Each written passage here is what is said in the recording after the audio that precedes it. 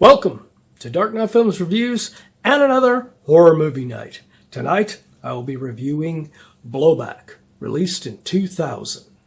Directed by Mark L. Lester, from a script by Jeffrey Goldenberg, Bob Held, and Randall Frakes. Starring Mario Van Peebles, James Remar, Sharisse Baker, David Groh, Stephen Caffrey, and Gladise Jiminez.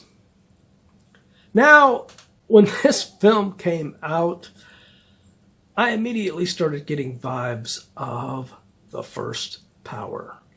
And as you've already seen in my review for that film on this channel, I really like that film.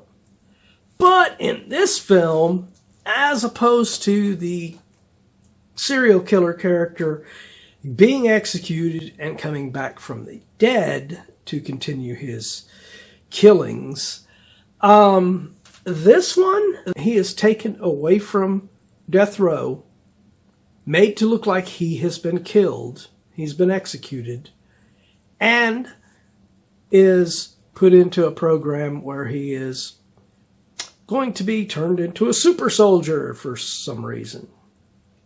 And then, of course, that goes horribly wrong when he escapes.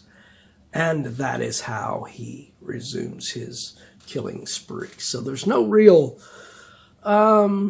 supernatural elements to this, but these experiments do give you that element of superhuman abilities to James Remar's character of Whitman.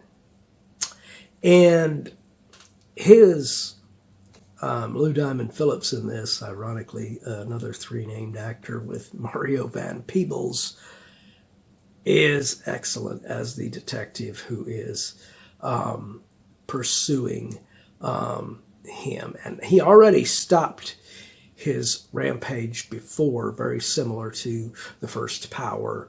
And now that he is out there, this agent played by Stephen Caffrey just keeps telling them that, you know, it's a copycat and all of this. And of course, he's a part of the system. So we all know, and even Mario Van Peebles' character suspects, that he knows more than what he is letting on.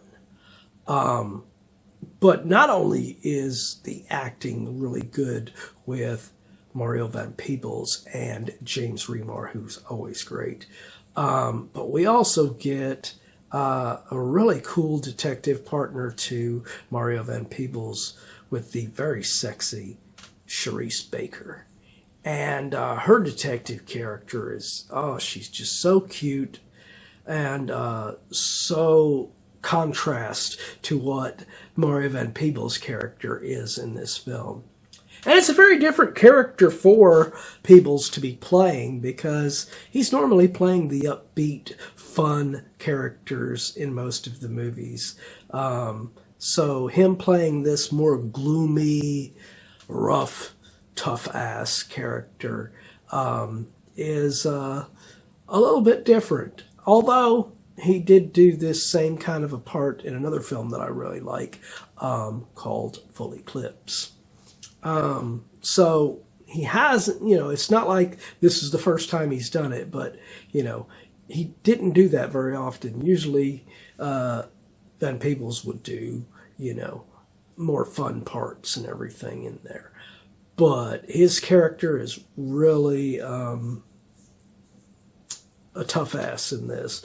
And she's totally the opposite as a partner for him. His police captain in this is well played by David Groh. He has always been a very good supporting actor. And in this, playing Captain Barnett, he is really, really good. There's moments in here where you actually understand why he's saying the things he's saying to Van Peebles' character of Morel. So the character that I like her performance in here, but it's very questionable with some of the elements near the end, because I don't think that was necessary. And a lot of you are going to act like, what are you, becoming a prude, Matt? Gladise Jiminez plays Mario Van Peebles' ex-wife, Charlotte Hart Morrell. And she is a district attorney, and there is a moment where they look like they're going to get back together again. So you have this, kind of overblown sex scene with them, which would have been fine if it was a one-time moment in here. But later in the film, James Remar takes her character hostage. And that would have been fine. Take her hostage and, well, he's out for revenge against her anyway, because she is the DA that was responsible for putting him on death row. But he calls Morrell and gives him a chance to come rescue her. And the whole time that she is in this sequence with this whole finale of the film, she is tied to a cross, completely topless. Like I said, a lot of you are going to be like, what? Are you a prude, Matt? It makes me think, the whole time I'm watching and rewatching this, because I didn't remember that this ever happened until I rewatched it more recently. It makes me wonder, how did Blowback ever get aired on television? Because when you have a girl completely topless in sequences all throughout the finale, how do you work around that? Unless they actually shot alternate sequences of her wearing clothes in these sequences.